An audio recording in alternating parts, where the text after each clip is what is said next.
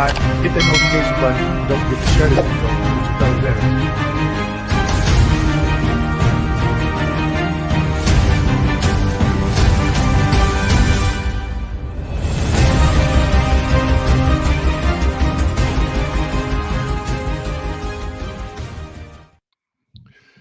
Good evening, everyone. You know who it is. Welcome back. My name is Dwayne. I got a video for that Kimball, United States Army veteran. Almost got Army veteran and retired VA rating specialist. Now I also go by AKA VA Nugget Man. And we have a special guest this evening. It's been over a year and he is back all the way from Lafayette, Louisiana. Dr. Freeman, how are we doing this evening, Dr. Freeman? Doing great, Dwayne. Thank you so much for having me back. I missed you guys, but I'm back and I'm ready to help our veterans. All right, all right. So we're going to get into it. We know we're going to have some questions, but everyone, we're going to do something different here in a minute. So Dr. Freeman has some questions he wants to ask to some of the veterans that are tuning in tonight. Okay. So we're going to cover a couple of things. So make sure you get ready to answer these questions and put those answers in the comments so I can post them and Dr. Freeman can see them. So Dr. Freeman, before we get into anything this evening, if a veteran out there needs a medical DBQ and Nexus statement, how can they reach out to you or your team to move forward and getting that information completed? Thank you for that, Dwayne. Our actual best way to get contact with us is through our website. It's www.accessmed.com. It's spelled AXXESSMED.com. That's Alpha X-ray Echo Sam's MED as in medical.com. And they have two ways. They have our phone number, area code 337-484-1178, and our email at info@accessmed.com. Thank you for that. All right, all right. So we're going to get right into it. Dr. Freeman, can you tell me or tell everyone, the viewers this evening, how long have you been doing or completing DBQs and Nexus statements? Oh, Dwayne, a long time. I would say 10, 15 years or so. And then on my own independently in the last 5 years. And I say that because prior to me going independent, I was a contract healthcare provider for all three third-party administrators. And I was trained by them in what the medical legal adjudicators want to hear and need to see. And I was well trained. I got to give them that. But I didn't like their system as far as their remuneration was based on quantity and not quality. So I actually hang my hat on quality over quantity. So I went independent and started doing my own fully developed claim type practice. Dwayne, you might ask, what is the fully developed claim and how does that differentiate from what you get at a contracted healthcare provider through a third-party administrator? Well, the answer is easy. The contracted TPAs get C&P exams. And that's one of the questions. It leads me to the question. If you have a fully developed claim, why is the VBA sending our veterans and requiring them to do a C&P exam? My question, second question is, what's in a C&P exam that's not already in a fully developed claim? Well, the answer is nothing. What's a C&P exam? Compensation and pension. What do? A DBQ. They document subjective and objective findings on the DBQ, disability benefits questionnaire. And so what else? That's pretty much it. They might render an opinion, but they don't give diagnoses. They don't try to make the connection like we do. And what does that mean? Well, it means in a fully developed claim, Dwayne, we have not only do the DBQs but we also render the diagnosis for chronic disability if you have the signs and symptoms that meet the criteria for a particular condition. I actually, Dwayne, think it's almost, I don't know if I'm going to get slapped on the wrist for saying this, but if a CMP examiner doesn't render a diagnosis after they know the signs and symptoms that meet the criteria for that condition, that's almost malpractice. Why wouldn't you do that? Why wouldn't a CMP examiner? I see so many veterans get denied because they haven't had a diagnosis. Well, why wouldn't your CMP examiner diagnose you? And they say, well, they said that they're not there to do that. I said, well, I don't understand why they even examine you if they know that your signs and symptoms meet the criteria for a particular condition. That's the criteria for making a diagnosis. So what did we do different in a fully developed claim, Dwayne? We actually, in a fully developed claim, we know the criteria for service connection. What is that? Well, number one, you got to have a injury, illness, or event that occurred while you were actively serving. Number two, you got to have a current chronic diagnosis of a disability. And number three, you got to be able to connect number one and number two with a medical opinion backed by and justified by a rationale, which usually comes from peer-reviewed journals and medical colleagues that have already written articles substantiating that claim that you're rendering your opinion. So in our fully developed claim, as we have a complete, fully developed claim, why on earth would the VBA want to send that veteran to a CMP examiner? It just doesn't make any sense. Right. Dwayne, And I think, and me have worked on the other side as a rater, and I was doing a video, recorded a video yesterday where I was talking about why and how I obtained my DBQs, because I was actually rating before DBQs were even made public. And the training is still the same. The DBQs have evolved over the years. Some of them they don't have on their website anymore. They used to have the tinnitus DBQ. They used to have the initial PTSD DBQ. Now they don't have those on the web. They're not public anymore, right? They're all internal. And there's several others. And what I saw, and I was talking about this, I want to say I did a video this time last year where I was talking about some certain VA employees have started to reject DBQs. And a lot of people, a lot of veterans out there didn't pay attention to what I was saying based on what I was hearing and seeing. And the regulation, I talk about this in my book, on my YouTube channel, 38 CFR 3.326 subpart B. And in there it says may schedule. But it also talks about actionable and sufficient. If you have evidence of record, why schedule that CMP exam? And we lost Dr. Freeman, everyone. We'll wait on him to come back in. Dr. Freeman, if you can hear me, just come back in, back door, backstage, and I'll let you in. But like I was saying, in my opinion, I think it's two things. One, lack of training amongst the VA employees.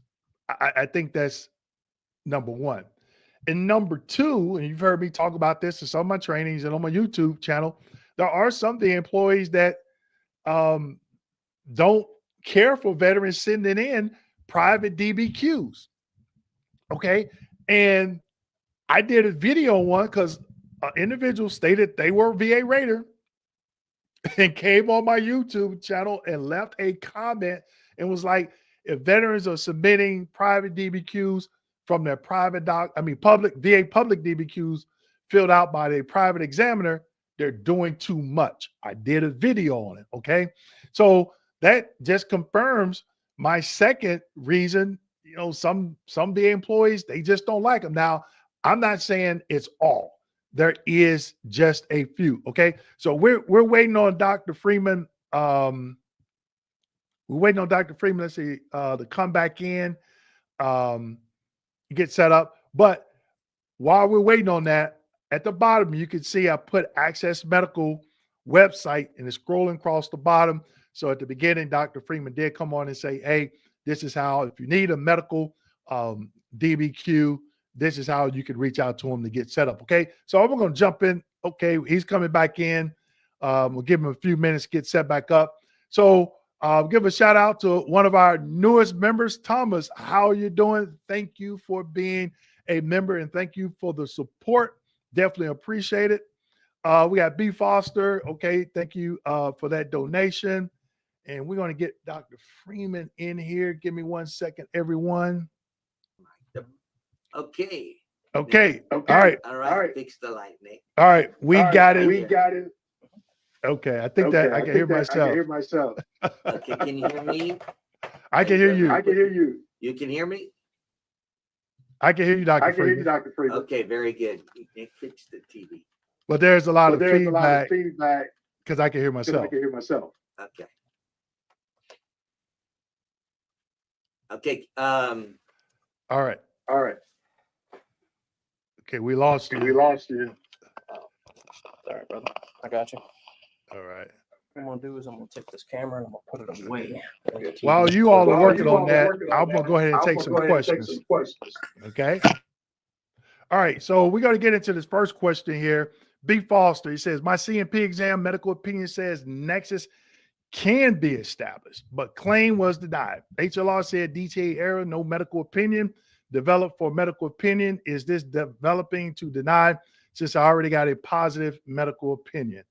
And then it says, if I file HLR because the awarded percentage was lower than my documented symptoms rated, is there a chance I could lose the service connection? Am I better off filing for an increase with DBQ to protect the connection? B. Foster, there's more information, more questions that I have. It's going to depend on several things. What did you claim? What was your current percentage? Did you have evidence of record to show you want to increase in that percentage? If you were filing an increase, there was no need for a nexus statement. That has already been established. Okay. So let's get back over to Dr. Freeman here. Let's bring him on. Okay, Dr. Freeman, I'm still getting a lot of feedback. Can you hear me now? I can hear you. Can you hear me? Can you hear me? Yes, absolutely. Yes. Okay. I can hear myself in your microphone. Okay. Okay. Testing. I can still hear you. Can you hear me? Can you hear me?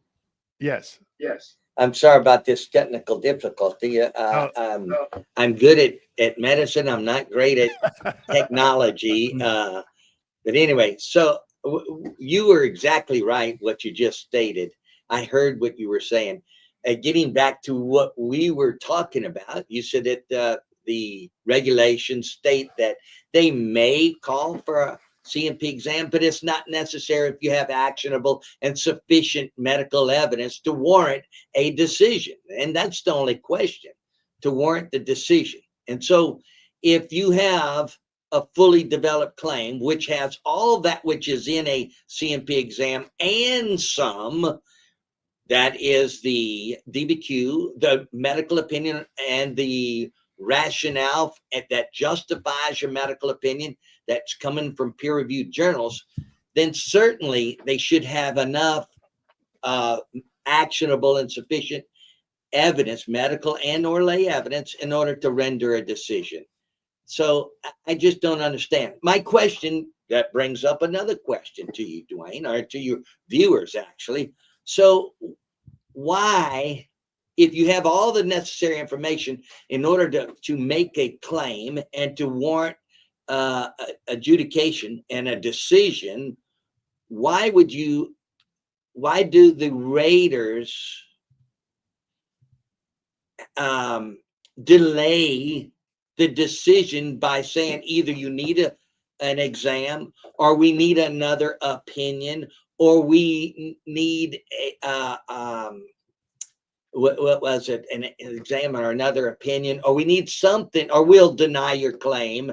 And I think that they're using it for some sort of delay tactic. But here's my larger question.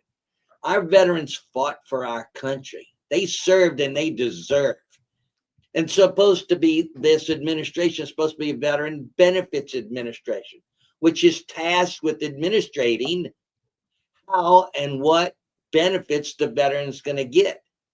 There's too much denials that is actually not even looking into the application for those benefits, and they're not reading the entire application before they use their delay tactic. And so it comes to a point of efficiency, Dwayne, that the time, the energy, and the money that is put into making appropriate applications with fully developed claims is not necessarily being wasted, but it's being delayed and it's costing more and more. So where's the benefits from the Veteran Benefit Administration? You know, why would they hire raters who aren't veteran advocates, Dwayne? Why would they do? And somebody says, well, these are the people who are just looking for federal benefits through a federal job. And I said, wait a minute. What are they looking for? Benefits. Well, so are we. Right. Why would they get hired onto a job for the benefits and not be a veteran advocate who are also earned their benefits already? So it's just, it boggles me. Yeah.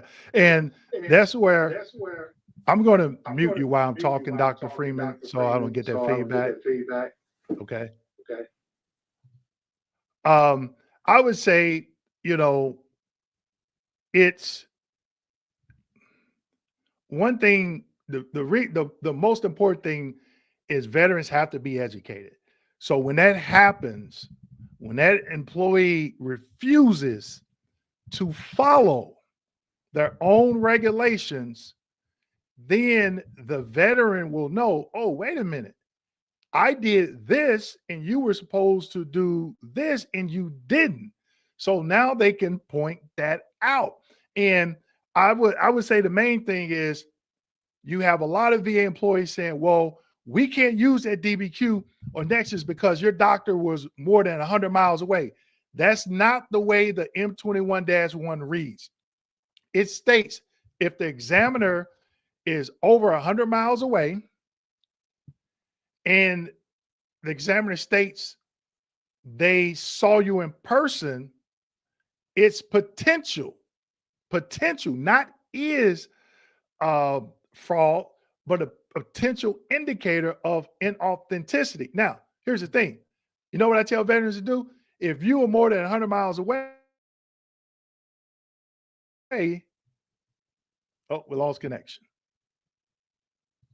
Okay, I'm back. So what I tell veterans is if you do a Zoom video or you actually get in a car, drive, fly, whatever, keep those receipts. Submit them with your claim to show that you traveled to that location. And the reference doesn't state that the examiner has to be within 100 miles. But to your point, Dr. Freeman, a lot of VA employees they're twisting that verbiage to schedule that CMP exam. I hand it back over to you, sir. Dwayne, can you hear me now? I got you loud and clear. Yes, very good. So you make a great point. Let me just make an example to that point.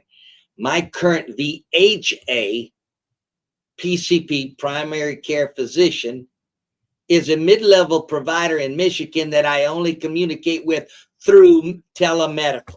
Okay, so at totally more than 100 miles away. So why can we get health care from the VHA more than 100 miles away when we can do the same thing for disability medical evaluations through telemed, except all those musculoskeletal exams, which requires laying on of the hands, visual face-to-face, and goniometric measurements of the limitation of range of motion, except those.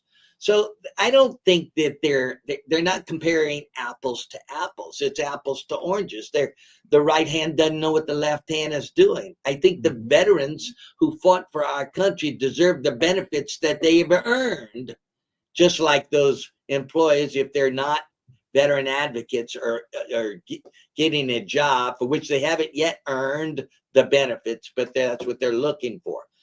It's all about, okay, there's a group of people that have fought for the country and have earned their benefits. Let's do what is necessary to get them their application for their benefits tidied up in a way in which is appropriate for the criteria. 38 CFR 3.326 subparts B and C, by the way. Yep. All right, so we're going to get into some questions here from my panelists. I filed for left sciatic nerve pain, but the approval marked it right side. The CMP doctor stated bilateral sciatic radiculopathy. How would I request the change to left or get it updated to both sides? The rater should catch that before they adjudicate their claim. And they should send it back as an addendum, a 2507 medical request addendum to that third-party organization to make that change, okay? If they don't, I would say probably the easiest way to do that is to do a high-level review, informal conference, and I just upload a video of how you can schedule that informal conference really fast and point that out to the decision review officer, and they should DTA error it back to make that rater do what they're supposed to do, okay? Let's keep going.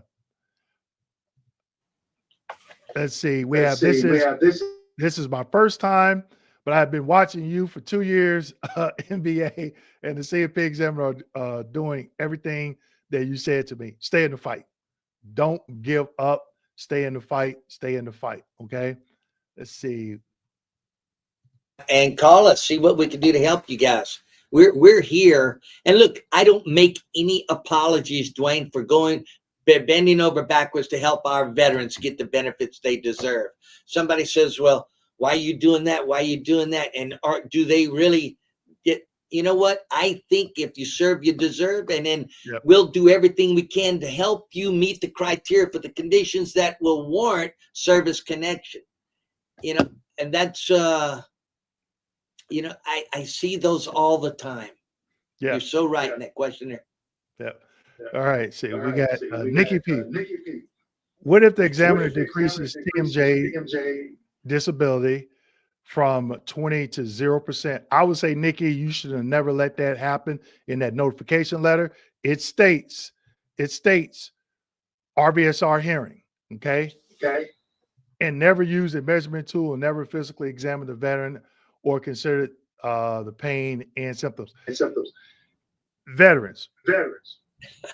When they do a proposal to reduce in the notification letter, they give you your options for RBSR hearing.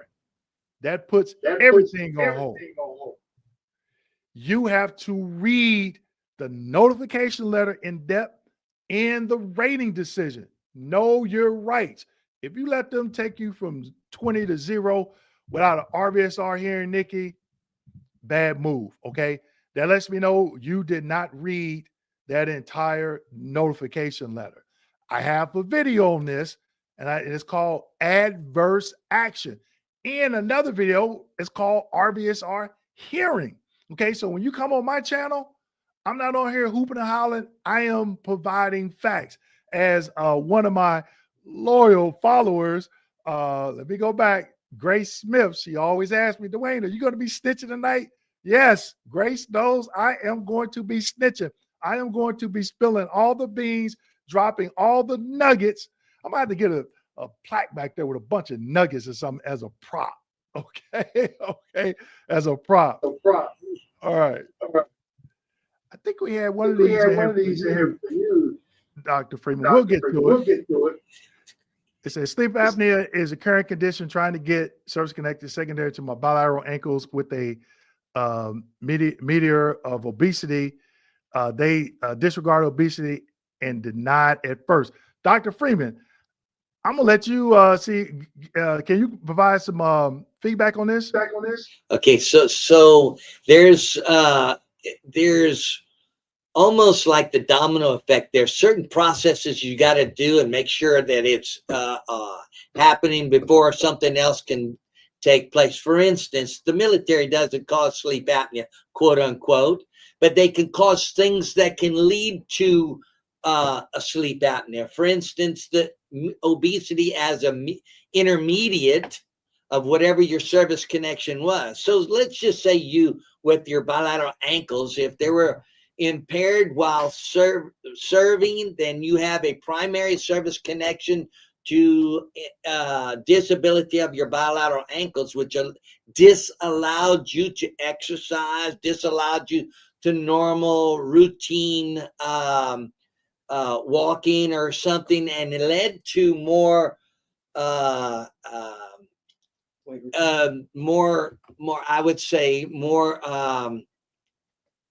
a bit, how can I put it, led you to eat more without exercising more. So more of a potential for gaining weight until the point where you got obese. Now, your obesity is definitely an intermediary towards sleep apnea. So yes, you can make that connection, depending on if your primary condition is what about your bilateral ankles. So you say sleep apnea is my current condition, trying to get service connected secondary to bilateral ankles with mediator of obesity. And that's they disregarded obesity and denied it at first. Well, they got always, not always, I shouldn't say always, and I never say Majority never, of the time. right?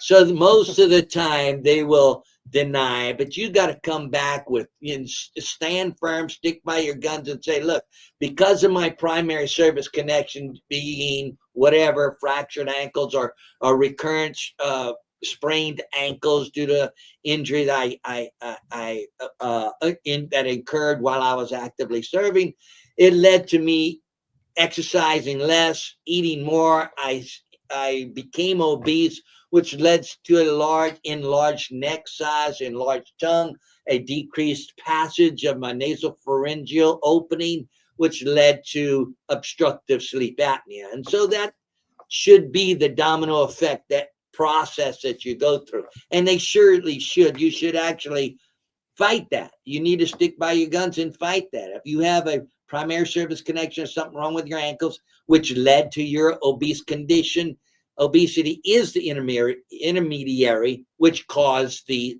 obstructive sleep apnea. Absolutely. All right. I like the way you broke that down, Dr. Freeman. Okay, so second question. Good evening, all. How much weight does an independent psychological exam by a psych doctor help your claim for aid in attendance for PTSD or service-connected conditions that affect your ADLs? Do doctor complete IME? Okay, Timothy, I think you're way off base here because you're saying you got PTSD and then you're talking about ADLs. Aid in attendance, everyone, is SMCL. Go to the M21-1 and look at the criteria for SMCL, okay? It's on a VA form 21-2680, all right?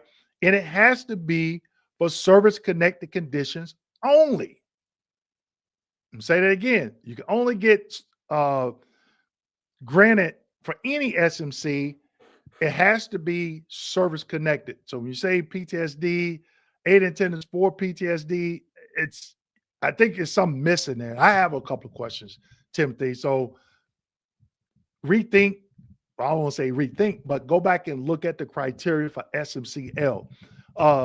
Because a psych doctor, if you claim an SMCL due to, let's say, your service connected for PTSD at 100%, yeah, psych doctor can complete the aid in attendance form, but just make sure they know what they're doing, okay? Because some of them questions are tricky, okay? Sherry says, good evening. So did I hear you correctly? We should not get DBQs from a private doctor. Sherry, you did not hear me say that. I never said that. What we were talking about, if it's over 100 miles away, you have to understand the way the M21-1 is worded, and a lot of VA employees are twisting that verbiage to deny the claim. I was just talking to a veteran that's in my monthly membership the other day. He says he calls the 800 number.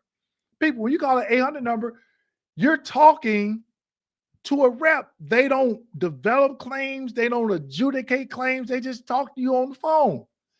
And that rep told the veteran, well, you were more than 100 miles away. And so when the vet, being in my membership, he knows, he was like, wait a minute, according to M21-1-, and they were like, well, I never heard of that. So how can you say it has to be within 100 miles? It just doesn't make sense. Okay, people, we have to, that's the reason I always stress education. Dr. Freeman, this is Grace Smith. Grace always asks me, Dwayne, are you snitching tonight? Yes, Grace, I'm snitching tonight. Every other time you see me on a video. And she says, Dr. Freeman, would you consider CKD linked to exposure? PM, you understand this jargon, 2.5 marine diesel fuel as MOS engine. I looked at DBQ for CKD and once related to hypertension. This is your member, huh? She asked some good questions, Dwayne, I can tell you. Would you consider chronic kidney disease linked to exposure from a marine diesel fuel as an MOS engineman? And so as an engineman, if that was your MOS, you were exposed to fuel, fumes, and exhaust, and can it be related to chronic kidney disease? Well, chronic, and as far as it's got to be greater than 6 months, and kidney disease, as far as it's got to have a certain criteria. And if you meet those criteria, there's a way in which exposure to or participating in an activity that puts you at risk for exposure to any toxic environmental toxin or whatnot can be linked to your current condition. So if your current diagnosis is chronic kidney disease, which if you have a BUN that's elevated, a creatinine that's elevated, and your estimated glomerular filtration rate is depressed or decreased, and you have, depending on stage 1 through 4, the kidney disorder, I think, yes, you can have it linked to exposure. And exposure of environmental toxins can lead to a number of different disabilities. You just got to have the right evaluator and to take the right approach and use the right process to make the link. And like I said before, if it's not something that's plug and play, there's a domino effect, in which you're going to have to go through those steps. But yes, the answer to your question is yes. All right. Dr. Freeman, I have a quick question for you. You had mentioned earlier when you work for those third-party companies, and I've been hearing a lot of veterans say, well, I go to the C&P exam, LHI, QTC, VA services. And I even seen it when I worked for the VA. The examiner will say,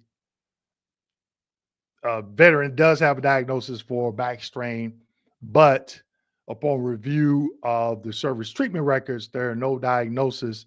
There's no treatment, diagnosis, or injury documented in service. And I'm like, wait a minute. That's how I was able to request this C&P exam. So a lot of veterans ask me, do the third-party contractors have access to, we call it VBMS, which house all the medical evidence? So how was that? How were you able to review when you were looking at those cases? How were you able to review the veterans' service medical records from active duty? Dwayne, that's true. All those third-party administrators have access to electronic medical records. All the ones that you just mentioned, they have access, and they have, albeit limited access. It's whatever that particular third-party administrator will allow the medical professional. So I would go on and I might not be able to see certain records or certain things, but the third-party administrator does have access, and you would just have to ask them for your access. So I don't see where a C&P examiner, which I'm no longer doing that, I do DBQs, right. Which C&P examiner should say they don't have or they can't get access. All they have to do is say, look, I'm looking for these medical records. Can you open it up or let me have access? So certainly they should have access. As an independent medical examiner, we don't have that access. We depend upon your C file and what files that you bring for us to review. And but most of the third-party administrator healthcare contractors can get access. Okay. And so I don't think it should be a problem. Okay. So while we're on that note, Dr. Freeman, you had mentioned earlier about your primary care being out of state and you were doing telemedical. If you could give me a couple examples of when you can work with a veteran by telehealth, if they need a particular DBQ, and which DBQs that you would need to complete, the veteran would have to actually come into your office. Great question. Great question. And very apropos. So pretty much what we do in disability medical evaluation is document subjective and objective findings. If your objective findings don't require hands-on or measurements of limitation of range of motion, then we can actually obtain those objective findings from your already documents. For instance, laboratory values or image studies that you've gotten from X-ray or MRIs, okay? But if it's a musculoskeletal exam, pretty much all the DBQs for those require measurements, goniometric measurements of the limitation of your range of motion in all planes of that motion. And so that pretty much has to be done by coming in. I gotta see and I gotta measure your flexion, your extension, your rotation, your abduction, your adduction, things like that in measurements of degrees of limitation. And so other than the musculoskeletal exams, Dwayne, we could pretty much do a lot other than those musculoskeletal exams. We could pretty much do, I don't want to say all, but a lot of the other DBQs that don't involve goniometric measurements. Does that answer your question, buddy? Yes, sir. Yes, sir. Yes, sir. So let's get into another one here. It says, Jay Oliver says, I would like to thank you, Dwayne and Dr. Freeman. I watched you both over the past year, plus your insights and instructions were instrumental in me attaining my 100% PNT last week. That is awesome, Jay. Everyone, put 2 fire emojis in the comment section and let Jay know you are giving him much congratulations on winning his 100% PNT. Thank you, Jay. Thank you for the support. Amen. I know Dr. Freeman appreciates it as well. Okay, we're going to keep going. Dwayne, we get rewarded when our veterans get awarded. That's how we get. That's where my passion comes from. That's where all of our team at Access Med, we love it. We've even developed a challenge coin called Pay It Forward challenge coin from BBS at Access Med for those veterans who attained their 100%. And it's life changing, Dwayne. That's where we get rewarded. Yeah. Good for you, Jay. Yeah. Congrats. Okay. Ms. Franco says, I have a question. I filed a VA claim for anxiety, but recently diagnosed with PTSD. Can I file another claim for PTSD? Franco, you're playing with fire. What that lets me know is you don't have a basic understanding of the process. You have to ask yourself for anxiety, how is that connected to your military service? PTSD, even though you have a diagnosis, what's the stress? So, Dwayne, it's all mental health disability. It's all under the umbrella of mental health disability, whether you have PTSD with anxiety, episodes of anxiety and or depression, or if you have adjustment disorder with episodes of anxiety and depression, or if you have insomnia, all of which are under the umbrella of a mental health disorder. So if you already got claimed for one, you can't claim another one except to get an increase in your original claim. So they're not going to give you two mental health disabilities. You can have one that compounds the problem of the other, which might lead to a higher rating, Dwayne. But you can't have two. That's just called double jeopardy or whatever. Pyramiding. Pyramiding. Yeah, there you go. Like that. Robert Mitchell, and this is for Nick. Nick, Robert Mitchell says Dr. Freeman has two computers open causing loop. Because that's why I can hear myself. But that's okay. We're going to keep going. Let's see. John says, I wanted some time. Is it the rater that is the problem, or is it the supervisor that is trying to keep everything under control and make sure that they don't blink? I can't say the word on YouTube. People too high generally. It's the I don't think it's supervisor, because supervisor is not the one doing the rating. They're just looking at the number of claims that are being decided, whether it be grant or denial. That's what management is looking at. How many claims did we rate this week? How many claims your team rates this month? Which they shouldn't do. They should be looking at how many veterans did we serve, okay? But again, I was talking about this stuff last year, what I was seeing raters do, okay? So again, veterans, I always challenge you to invest the time to get educated so you can catch those raters with their hand in the cookie jar, okay? We're all squared away on your end, Dr. Freeman? Yes. Okay, all right. Okay. Yeah. All right.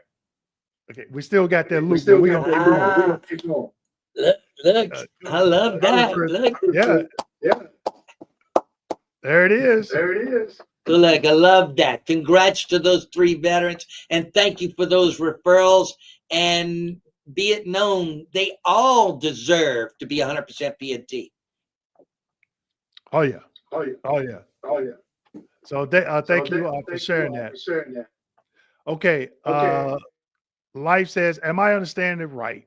If a veteran is filing for increase condition was already existing while in active duty, there is no need for a nexus personal statement. I thought it'd be more persuasive. Okay, everybody, I'm gonna do a video on this. Increases. Dr. Freeman already gave you the 3 criteria for direct service connection. Increase, you've already met those 3 criteria. One of them is the nexus with the rationale. If you're 30%, let's say for PTSD, you're saying that that condition has worsened to the level of 50, 70, or 100. There is no nexus needed. The main components in the nexus statement is the medical opinion and the rationale. If you're already service connected, that's already been done. What you need is evidence showing that the condition has worsened and you meet that criteria for the 50, 70, 100, or whatever condition you're claiming, the next higher criteria. Now, what you can do, let's say it's migraines. You had 30% and you claim an increase and you don't submit any evidence. And you go to that in your lay statement, you state, I am claiming an increase in my service-connected migraines. Since my last CMP exam, my condition has worsened. I now meet with the following symptoms to include completely prostrating attack, severe economic inadaptability. That is the 50% criteria under diagnostic code 8100. You go to the CMP exam, the doctor doesn't check that box. The rater CNCs confirmed and continue the 30%. I have a video on confirmed and continue. What it is, that is an error. The rater can use your subjective lay statement to grant the higher benefit. There are people out there that say, nope, that can't be done. Yes, it can. I rate it that way. It's still in effect. I've had clients win that every single time. So therefore, yes and no, that's the way I would word it, short, direct, and to the point. But you have to know the next higher criteria for that condition. So I know a lot of veterans are saying, where do I get it? It's in the rating decision that they send you. They have to tell you why they granted the percentage they're granting, and then they have to state in the next paragraph the next higher percentage of 20, 30, 40, whatever that percentage is not warranted due to, and that due to everything after that, that's the criteria for the next higher percentage. You're on mute, Dr. Freeman. I can't. Freeman, I can't. There you go. There you go. That's absolutely correct. Here we go. Thank you both for your help over the past 6 months. Not a problem, Elizabeth. Thank you. Thank you. I'm trying to get through some of these here. Says, what are your prices, Patrick? Reach out to Dr. Freeman and his team. We won't get into that tonight. When you contact this team, Website. website. Yeah, website's perfect. Just answers all your questions. All right. Says, Dwayne, don't you have like 30 days to respond request? Yes, there is a time limit, and they put that time limit in the notification letter. So people, again, when you get those documents, just don't read, oh, I'm 100% P&T. And they give you 10,000 because guess what? If you don't read it and they have that effective date wrong, they could be on you $30,000. Now, that might be that extra 20 might be chump change to you all, but I know if I had $20,000, I would buy a plane ticket, fly to Lafayette, Louisiana, and enroll in a alligator catching contest that Dr. Freeman puts on every year. Teach me how to That's wrestle. so funny, brother. That's so funny. But yeah, you're right. I don't know anybody would turn down that extra lump of money. Sum of money. Right. And look, Grace Smith, I know she's your member. She asks great questions. Thank you, Grace. Oh yeah. Because Grace always asks me, Dwayne, are you snitching? She asked me that. I said, yes, Grace. I'm spilling the beans. I'm dropping the nuggets. I even came up with this character, VA Nugget Man, and I'm sitting in a white box truck, and out the back, these crates of golden nuggets are dropping out the back. Okay, so Raymond Gamble says, with the new PTSD rating point system, should you dispute 70% rating I received? There is no new, the new criteria, the proposed criteria from, I want to say 3 years ago, has not been implemented. I had at least 15 symptoms documented on rating letter. One thing about mental conditions, the VA gives the rater a little bit of leeway if the CMP exam shows 50% or the DBQ shows 50%, but there's additional evidence in there that shows you should be warned 70%, I can actually go up one level. Okay. So you have to know that. You have to know the diagnostic code criteria. If you're getting treatment from a private examiner, look at all that evidence. Just don't send it in and say, oh, they're supposed to look at it. They could miss some stuff. Look at the diagnostic code criteria for the 100%, and then look at your evidence. If it matches, there you go. Okay. Jamal Watt said proof for tinnitus in May, and it was only given an effective date of December. Previous HLR stated that my disability was manifested 10% effective December 18th. How do I get the early effective date? You're going to have to go back, get a copy of your claims folder, look at if you filed a claim in December, on December 18, 2018, you were denied and you did not do a supplemental or a high-level review by December 18, 2019, and you came in December 10th, 2024, the effective date is correct. You cannot let 365 days lapse, either if you're doing a supplemental or a high-level review, as long as you continuously to pursue that claim and do not let 365 days lapse and you eventually get service connected, it goes back to the original date of claim or intent to file. As a former rater, one time I remember going back 5 years because that vet just kept coming in, boom, and got received a service connection. Okay. All right, Dr. Freeman. Okay, here you go. Mr. Lee. Praise God and thanks, Shelley Lee. Congrats are in order. Congratulations to you and your family. I got to mention that, Dwayne, because only when a veteran is at 100% can their families participate in their benefits package.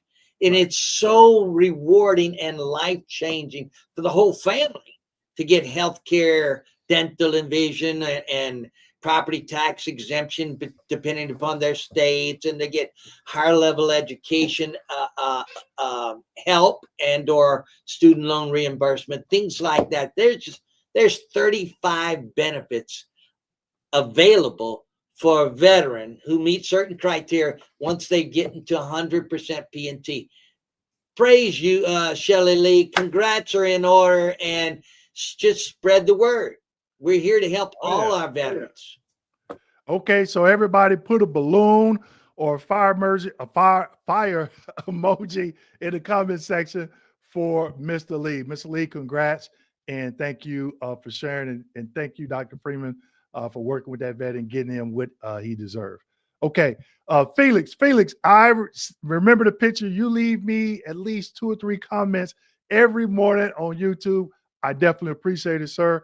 On my psych CMP exam, the question of what do you feel the most, guilt or regret? Is this a trick question? No.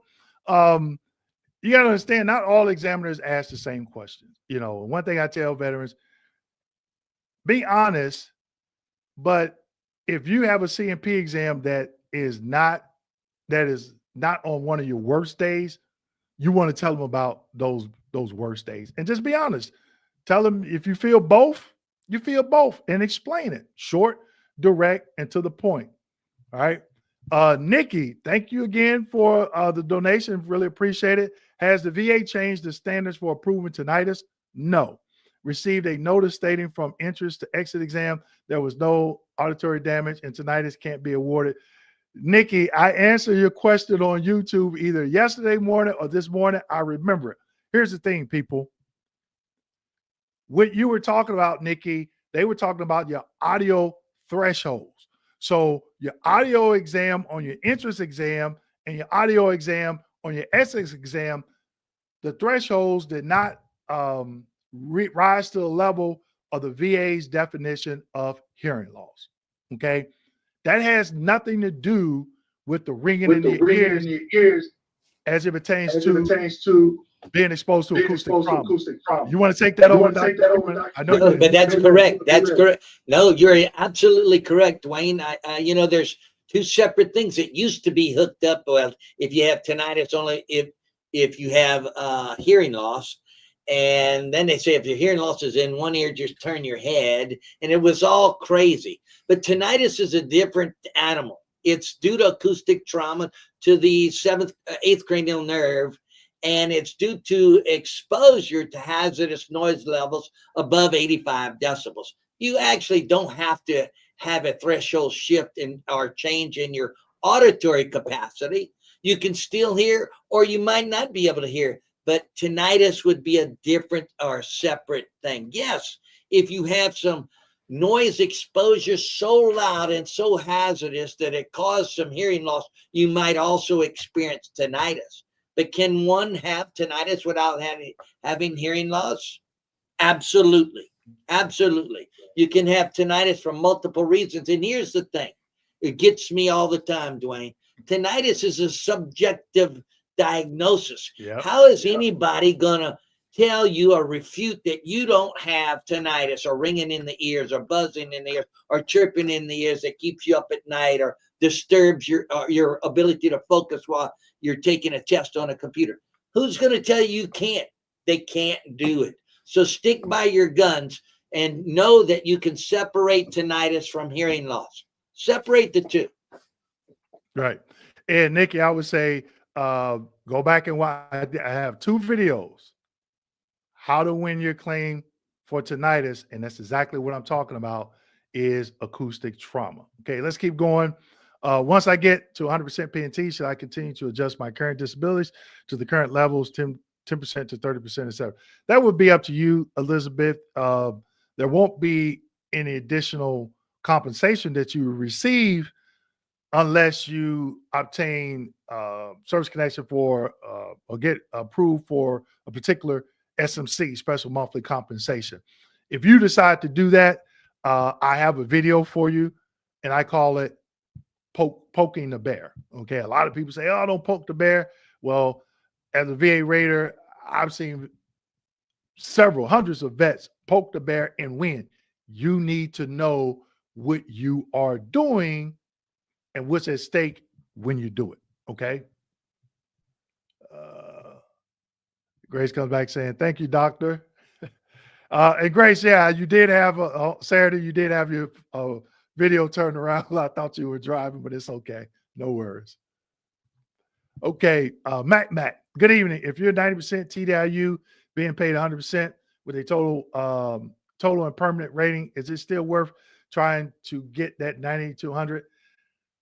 Unless you're trying to go back to work and make more than the poverty level, I don't see a reason why you should, because the benefits, the payout and the benefits are the same. Like when Dr. Freeman was just saying about the home, the tax exemption, depending on the state that you live in. If you're TDIU, it's the same.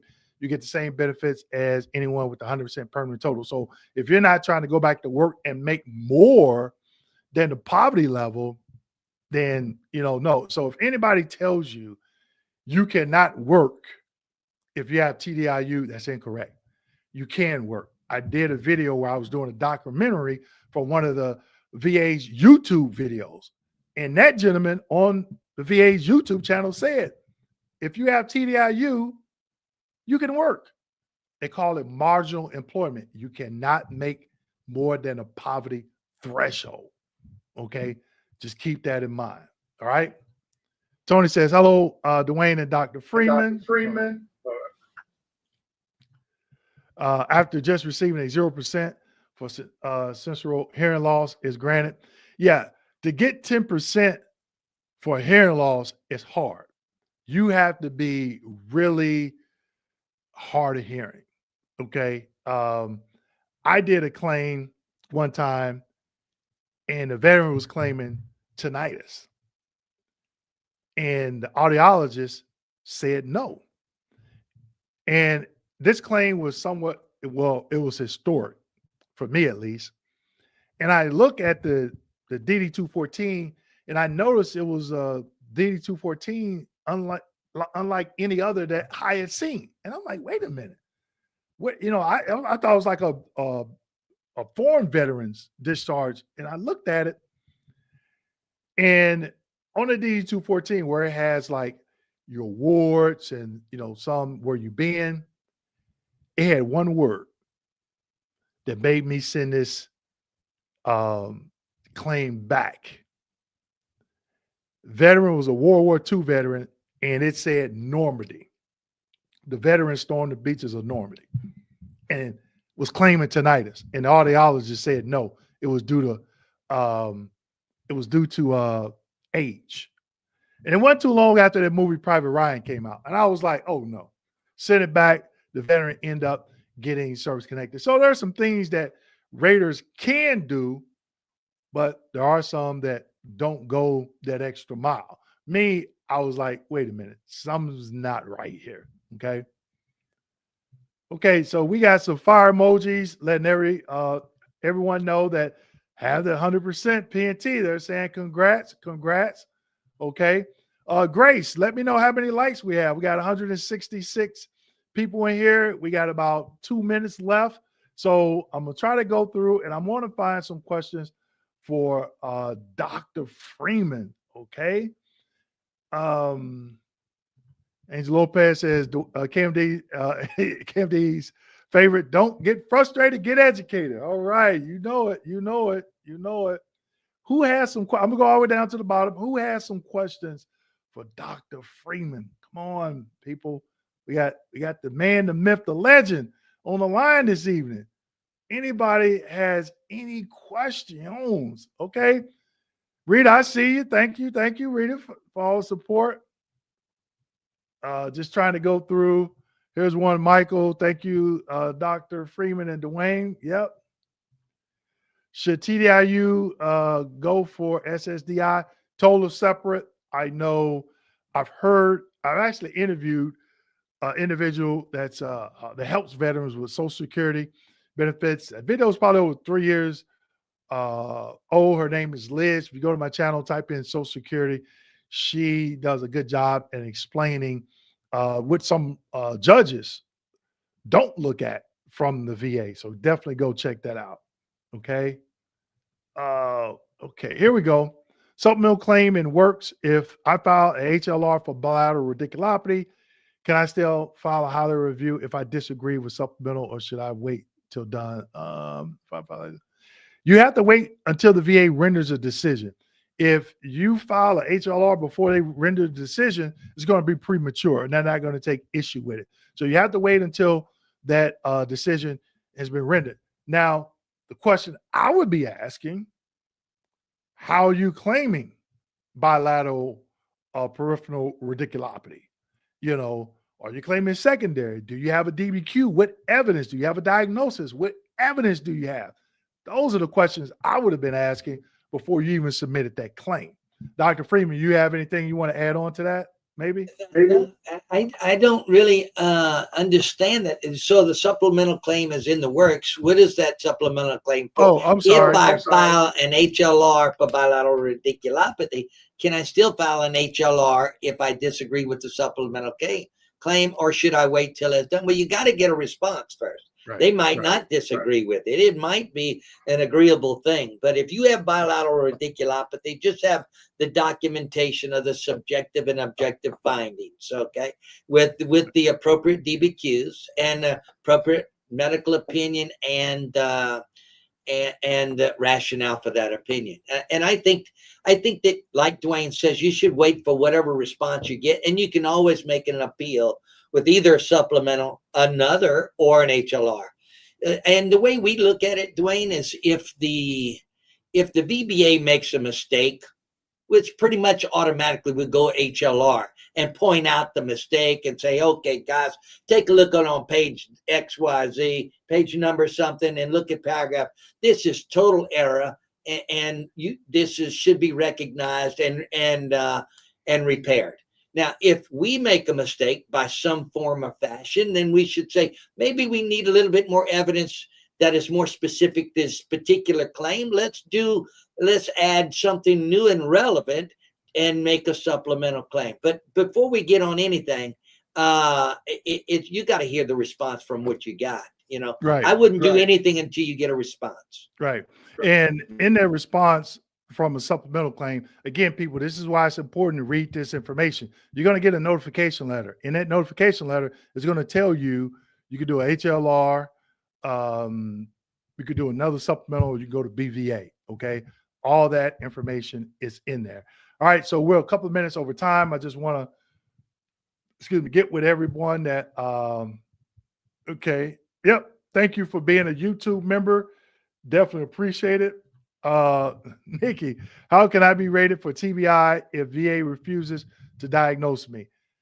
Okay. Is it documented in service? Do you have something that link in service? That's where you got to start, Nikki. Been in multiple auto accidents in service. Okay. One near head on, the other, the car total, fell in the shower and lost consciousness for 30 minutes, lost balance. All right. So if you file a claim for TBI, you want to be looking, especially if you had a MVA, a motor vehicle accident, and ask them to concede, because if you went to the emergency room and they didn't treat you for a head injury or anything like that, more than likely these employees today will not schedule an exam. So if that is the case, I would ask them to concede that, you had an injury, head injury, and you weren't treated for it in that motor vehicle accident. Okay.